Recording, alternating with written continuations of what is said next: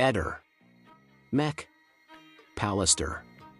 Claudius Terpin dice che in questa indagine c'è stato qualche piccolissimo errore. Diciamo che a questo punto mi sembra giusto, doveroso le cose che dice Sterpin, è giusto, perché evidentemente abbiamo visto tutti che qualcosa non andava bene e anche questa richiesta di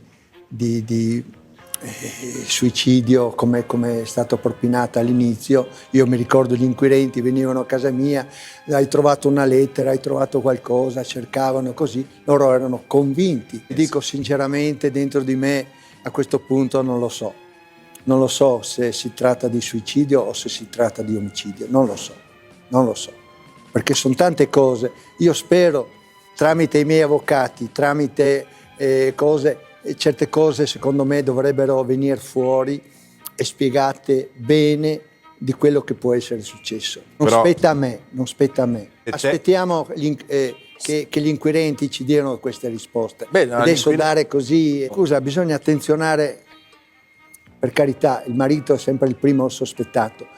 A questo punto bisogna attenzionare anche altre persone. Guarda, io non ho la facoltà e la capacità di dare queste risposte. Io sento ogni giorno persone che mi dicono per me è successo così, per me il mio avvocato dice no, aspettiamo, vediamo, cerchiamo di capire esattamente quello che possa essere successo. Rossoni di sera, Liliana alla mattina si spera? Sono cose che comunque verranno verificate quando sarà il momento, non è questa la sede di parlare di queste cose, perché ci sono tante cose che non sono giuste, perché i coltelli dati a quella cena lì, e comunque non ne voglio parlare, non sono state dette le cose giuste. E qui Sebastiano, sfruttando l'incontro che abbiamo avuto con lui, sottolinea la differenza nelle dimensioni dei coltelli come io gli avevo indicato. Su quei coltelli che io avevo dato ai Zoicas, quei due grandi, erano troppo grandi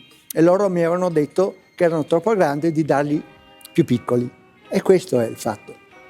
Tutto lì. Margherita però disse che quei coltelli non erano adatti. Questo lo dice lei. Posso dirti che quelli erano i coltelli adatti per la pescheria. Io se parlate col titolare Ernesto, parlate e vedrete che guardate le celle telefoniche, le celle dei telefoni dove sono... E il problema sono proprio le celle. No, le celle telefoniche, scusa un attimo. Stanno dicendo che Liliana è andata a consegnare i coltelli? Liliana è uscita dai Zoicas. Io ero dai Zoicas quella sera lì. E siamo andati a casa. Dopo che c'è Guarda le celle telefoniche. lo dicono i tabulati. Non è questo il posto di parlare di queste cose qua. Questo ne parleremo se ci sarà un processo, ne parleremo e discuteremo questo. Qua non è. Parliamo di cose che non sono vere.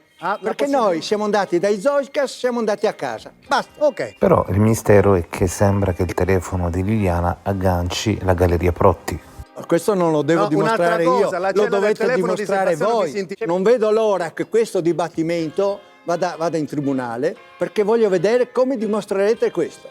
Hai depositato in procura? Certo, una memoria con delle osservazioni. Dopo 4 anni. Si trattava di omicidio, abbiamo portato questa dopo 4 anni mi viene a chiedere queste cose qua.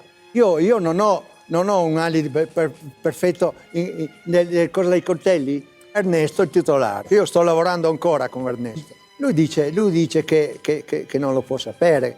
Ehi, non dimenticare di iscriverti a questo canale.